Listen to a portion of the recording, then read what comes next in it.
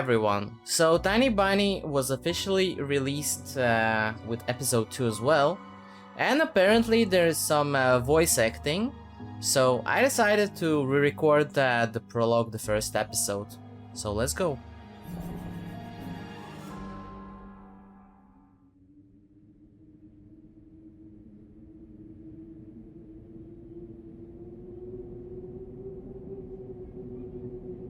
It's gonna be the fox, right? I think. The wind clawed at my window all night long. It wandered the fields and howled like a hungry beast. An endless song, weaved from all sorts of voices, shrill, gentle, sneery, twined in the air. They were shouting and laughing, and arguing about something. Someone was running through the snow while casting long shadows that would occasionally creep close to my bed. Our house had a mind of its own. The creaky old mind of a building that had seen a lot in its days, and was seemingly trying to share its wisdom with the inhabitants.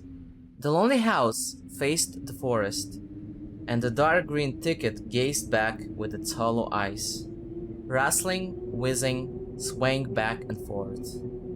One could come out and stand at the edge of the forest to reassure themselves there was nobody behind the crooked trees. Fuzzy silhouettes swaying in the wind couldn't possibly do any harm. It's just a play of light and shadow. Just a play. I knew it was just my imagination. I was already 12 after all. Still. Yeah, here we go. That's the fox. Episode 1. The owl will arrive. Wait, was it like that in the prologue? Actually, I don't remember it was like this. Maybe they did change it a bit. Okay, here we go. Убери книгу немедленно. Yeah, the voice acting. Well, I can compare how accurate the translation is. Hey, put away your book. Сколько раз говорила, не читай за столом, вредно. Сидишь, сутулился весь. How many times have I told you not to read at the table? It's bad for your health. Look at how slouched you are. The voice acting actually pretty nice, I think. Okay, I need to give it more time to actually see, to actually hear. I didn't protest and put the book about Conan the Barbarian aside. I was stuck on a line I couldn't understand after reading it 3 times anyway. Olia had already finished her breakfast and was munching on some cookies. She was so enthusiastic she almost looked like your typical girl from commercials. Пока не съешь, из-за стола не встанешь. You're not going anywhere until you finish all of it. Yeah, it's good translation, I guess. Like she said, you're not going up until you finish your food. Well, same, more or less. I, on the other hand, was still trying to drill a hole in the plate with my eyes, as if it would make the porridge disappear. Hazy anxiousness welled up inside, all because of the previous sleepless night, the black forest around our house, and the gloomy wind. The longer I waited, the colder the lumpy white substance became. It looked like a jellyfish from the Cousteau Odyssey. I love that show. Yeah, all the references to the 90s, cool. I wonder how horrifying the bottom of the ocean is, or how cold the black forest is at night. The spoon fell out of my hand. Mom showered me with a cold glare from her green eyes. Что я говорила? What did I just say? Я достану. I'll get it. Okay. Seems like, yeah, sounds legit like a 12-year-old. I had 10 seconds to catch my breath before battling the nasty porridge once again. I felt around for the spoon. What is this? Carved on the other side of the table. Karina. Karina. Ha! That's my mom's name. I guess she carved it out with something pointy when she was little. She sure was a rascal, damaging the furniture like that. She would scold me for a week if I did something similar though. Should I remind her about it? No, she's been in a bit of bad mood lately. I imagined her being my age, sitting under the stable. I wonder, was my mom afraid of the dark back then? Or the sounds coming from the attic? Or the thick forest? I imagined my grandma coming into my little mom's room, sitting at the edge of her bed, where Olia sleeps nowadays, and saying this in her soft, smooth voice. Тайга особое место, дитятка. Okay, that is actually very good. That guy is a special place, little girl. Она к тебе присматривается, принюхивается. It's watching you closely, sniffing you out, Словно хочет понять, что ты за зверь такой. trying to discern what kind of a beast you are. Понравишься. If you're a тебя good не sort, бросит. it won't abandon you in times of А trouble. будешь проказничать, схватит за бочок Hmm. и утащит с собой под землю. Okay, well, yeah. Kinda the same meaning. But if you're a bad apple, it will grab you by the side and drag you under the ground. Тут и дело с концом. And that would be it. Okay, sorry.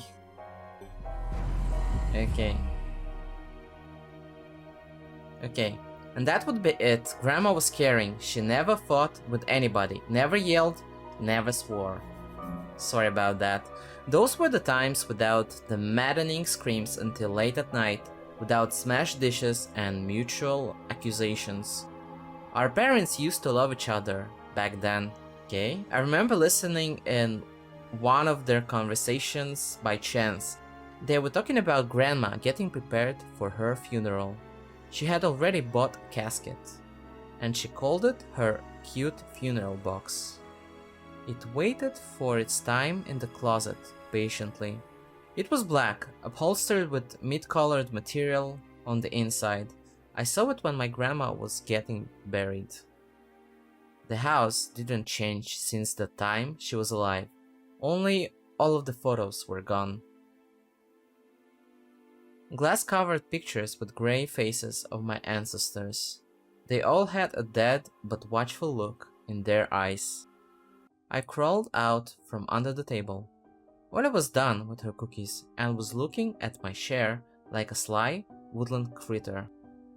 I turned my gaze toward the frosted window. There were a lot of dark pines outside, but they didn't grab my attention. The pattern of frost formed a picture on the glass. Оля, гляди, лиса! Olia, look, it's a fox. Где? Where? Okay, yeah, Olia sounds like a child too. Well, it would be weird if it was like, yeah. Nah, it's fine. Where? It looked almost like those optical illusion thingies they put on the back of student notebooks. A mixture of lines at first glance, but if you blur your vision a little bit and look under a certain angle, Да не на улице, на стекле. not outside, on the window. Смотри, вот нос, вот. Look, here's the nose, and here's... Ну-ка, доедай.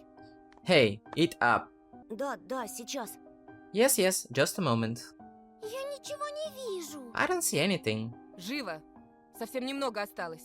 Hurry up, there's not much left. А, вот. Но все равно не похоже. Oh, there it is, but still doesn't look like one. А я говорю, похоже. And I'm telling you it does. Не-а. Nuh-uh, Похоже. it does. Прекратите. Stop it. Ну что за дети? Stop it. These kids, I swear.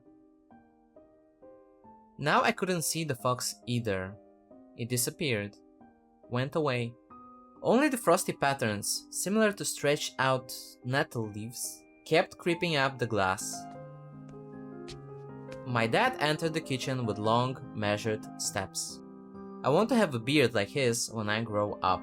Yeah, it's actually a cool beard, not gonna lie. Mom would always ask jokingly, "Come on, shave it off, it stings." This was so long ago. Nowadays, rumbling doors and witty comebacks were an everyday occurrence. Olia always covers her ears whenever she hears something like, "What's the point in all this?" through the wall. "It's all for your sake," Dad would reply, for the sake of our family. I always caught every sound in fear of hearing the most dreaded, the deadliest word that started with a D. Divorce, yeah. Ah, man. It's harsh for children to hear all of that. D-I-V-O. I don't even want to finish it. It was scary to imagine that me and my little sister could be torn apart and taken into two different families. Да что твоя лиса? Вот у меня на окне сова.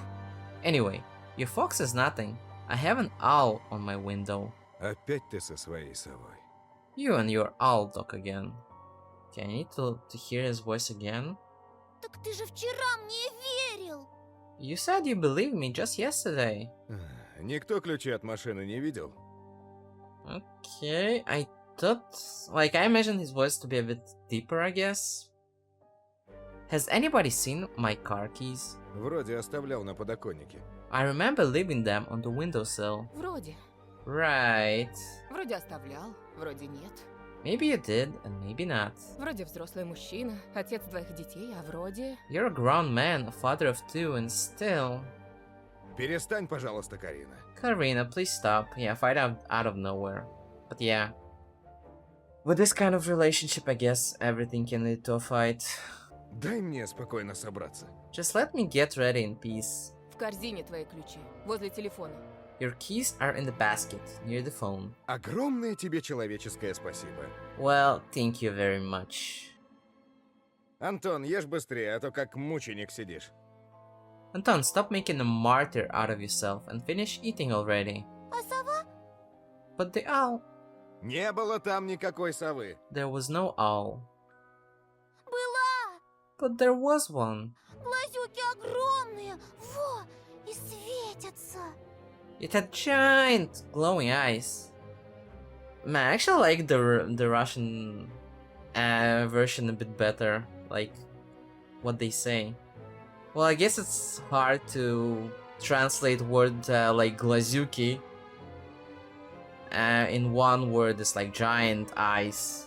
Like, yeah. So, Olia sprang up from the chair and placed her hands on her little face, imitating a pair of eyes with her fingers, the size of an apple each. Okay, owl with an eyes like that. How big that owl supposed to be? В прошлом году бабай в шкафу. Сейчас сова? Last year you had Baba in your closet, and now this owl? Baba is like a boogeyman, something like that. Но я же видела. But I saw it. Ola shifted her gaze back and forth, from Dad to Mom to me, but couldn't find any support. А ты не думала подружиться с ней, нет? Have you thought about befriending it? Вымышленными мышами покормить, например. You know, like feeding it with imaginary mice? Не подначивай ребенка. Don't bully our girl. Просто мала еще, и спать одна боится. She's just afraid to sleep alone because she's still little. Ola pouted her lips in rebellion and rushed into the hallway. The staircase that led to the second floor creaked. Mom gave Dad a strict look. Oh, that look in her eyes. It's so uncomfortable to be pinned under it. Man, the artwork is so good. Dad just snorted in reply and left, ringing with the keys he just found.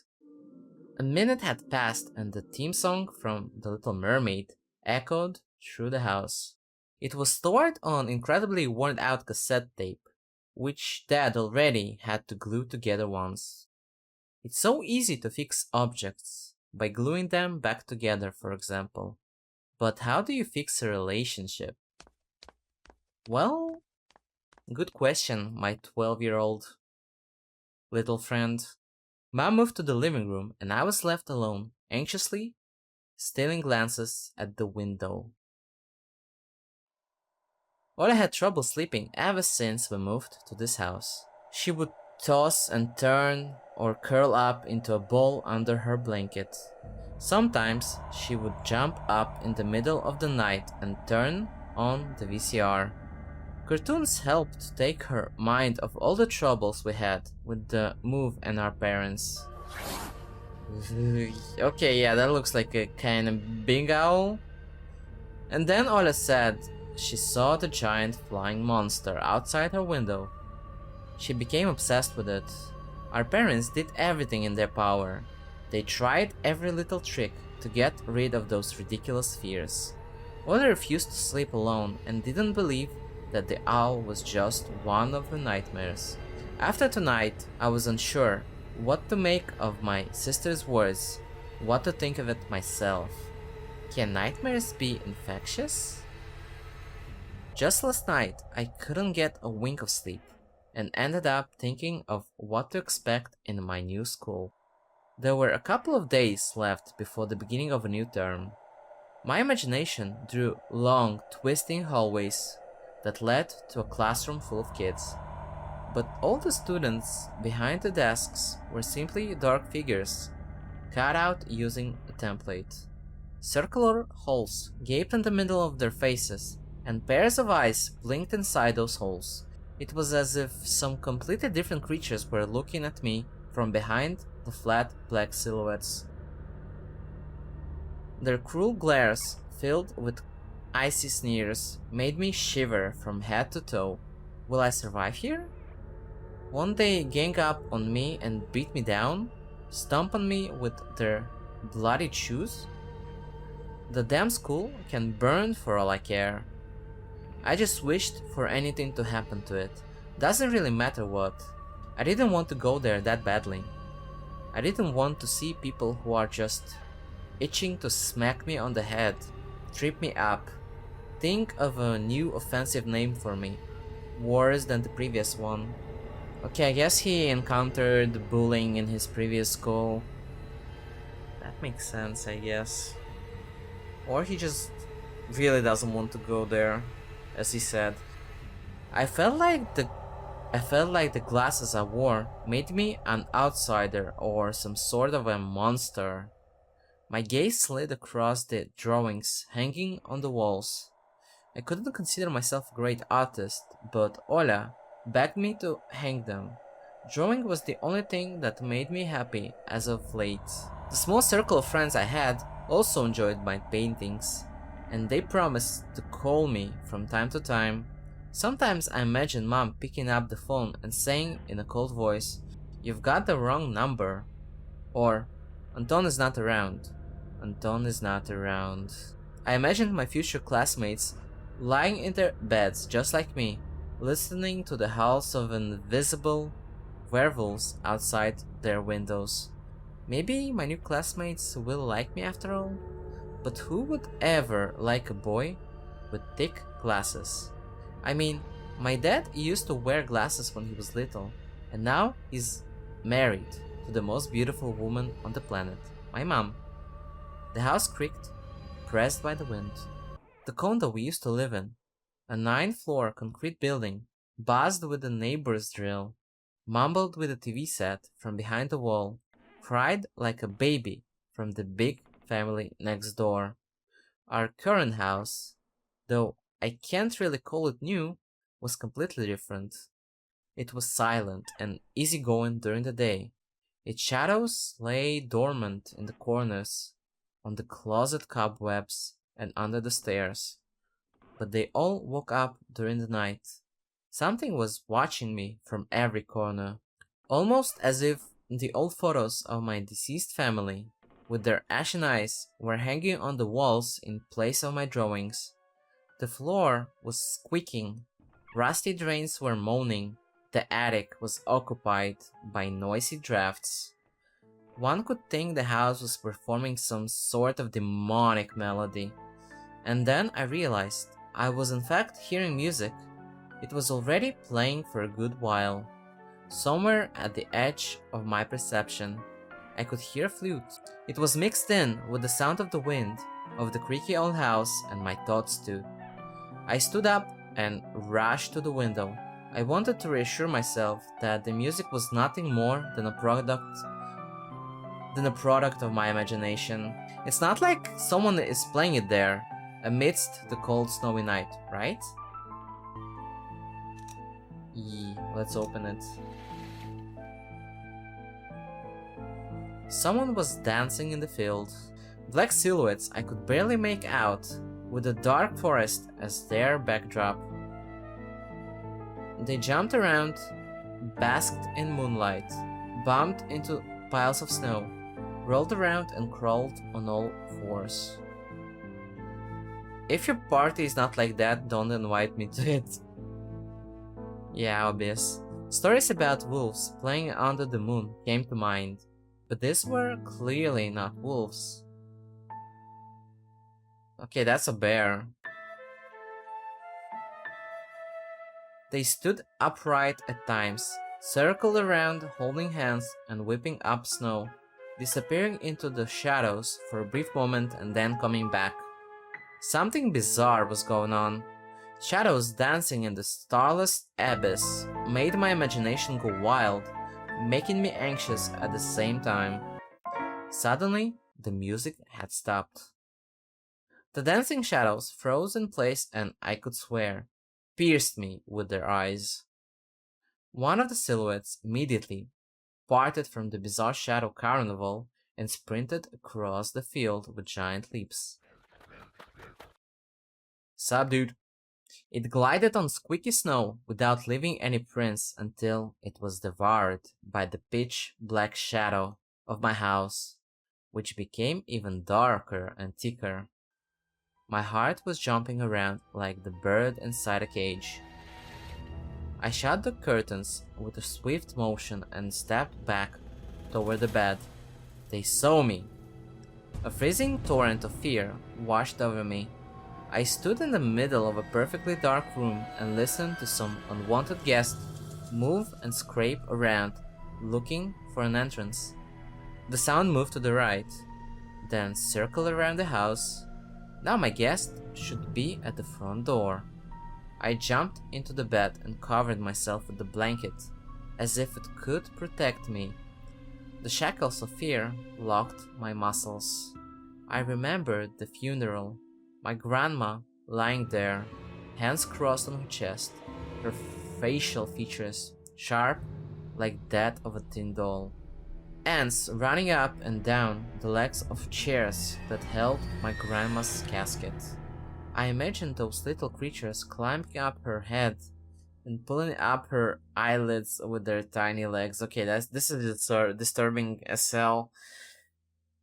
Then her wrinkly eyeballs would once again move inside their sockets and she'd be able to see her grandchildren. I was chanting the spell she taught me through the whole procedure. And now, lying under the blanket and listening to squeaks and howls, I was repeating the same words. На острове Буяне, в синем океане, стоит домовина, в ней сало и глина, волосы седые, чертям еда, раба Божьего Антона не тронут никогда. On the island of Buyan, underneath the blemished sun, in the sea of color blue, stands a cabin made of wood. Okay, I need to listen to what he said once again to see if that's like exactly the same. Okay, now that makes more sense. There lay lard and ashen hair for the spawn from Devil's Lair, to feast and always leave alone, God's faithful servant named Anton. Бесы запутают дорогу к дому. Evil leave this house must. Мертвый к мертвому, живой к живому. Ashes to ashes, dust to dust. Bizarre sounds had disappeared. Well, it's not exactly the same, but I guess it's like in English, it's like the English variant of the same thing. So yeah, I guess it's like a good translation, not just word to word. I cautiously peeked out from under the blanket and saw curtains waving around like a hangman. And then the night doused me with a new portion of boiling terror.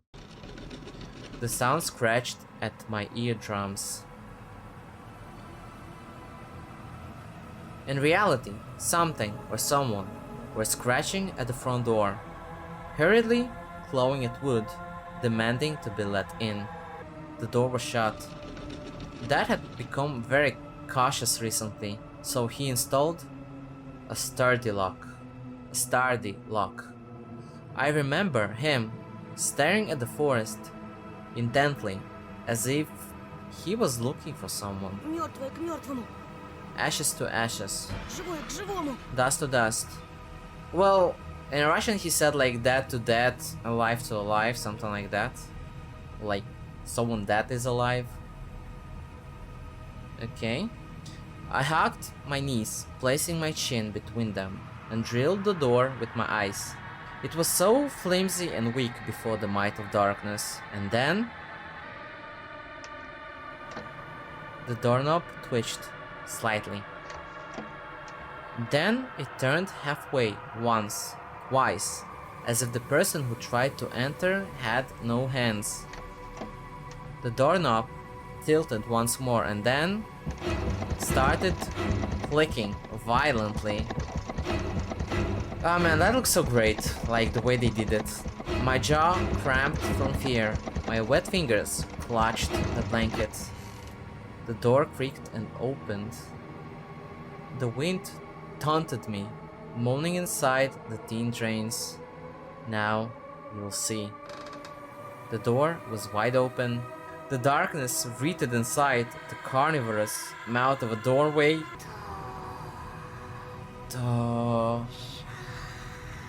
Okay, she said Tosha. Okay, well yeah, Tony would make more sense in English translation. Like Anton, you can give him different names when he's a child, like in a friendly term and stuff like that. So Tosha is like Anton. It was as if the night itself was calling out to me, flapping its black wings and squeaking with rusty hinges. I was trembling and snared by the web of darkness that hung in the corners of my room, waiting for the one who weaved it to come out of the gaping black hole. Tony. Okay, Tosha. I call him Tosha, okay? Make more sense to me. My abdomen tightened and my chest rose up, ready to exhale a desperate scream. But before I was able to do anything, the darkness asked me, Ты спишь, Тоша? Tony, you asleep? Tosha, you asleep? My sister's pale face protruded from the thick shadows. I almost screamed from relief. Оля, я не сплю.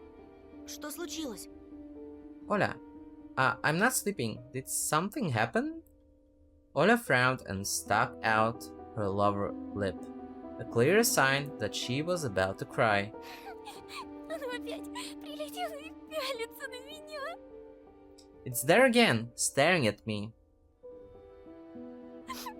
Прогони ее, Тоша. Прогони, пожалуйста. Shoo her away, Tosha, please. Я так боюсь. I'm so scared. The voice acting is actually on point. The fear that was tormenting me just a minute ago crawled away and hit something in my stomach. I needed to calm Olia down. Это был сон, глупая. Не пугайся. Сны не кусаются. Никто тебя не обидит. It was just a dream, silly. Don't be scared. Dreams don't bite. No one's going to harm you. Olia sobbed. Dude, give her a hug. She was trying her best to believe me. But was I sure myself? У меня есть идея. I have an idea. Пойдем к тебе в комнату, видик посмотрим. Спящую красавицу, например. Let's go to your room and watch the video. Sleeping Beauty, for example. Тебе же нравится этот мультик? You like that cartoon, don't you? Почему у спящей красавицы принца у меня эта страшная птица? Why does the Sleeping Beauty have a prince and I have the scary bird? That question took me by surprise. Ладно, давай посмотрим Золушку. Alright, let's watch Cinderella. My thoughts became tangled fuzzy. What was that? What studied me with its eyes while dancing feverishly under the moon? The darkness was clinging to the window, and it couldn't be fooled by Grandma's old chants. It couldn't be satisfied with a fist of lard and long ashen hair. Тоша, ты идешь? Tosha, you coming? Да, да, сейчас. Yes, just a moment. If I remember, there's supposed to be a big jump scare soon. Yeah. Okay, I knew it was coming and still gave me some shivers. Oh man. Okay, the sounds are on point. Yeah, dude, if I had a nightmare like that when I was 12. Okay, well, I think that's it for the first part. Well, hope you enjoyed that. Take care and see you soon.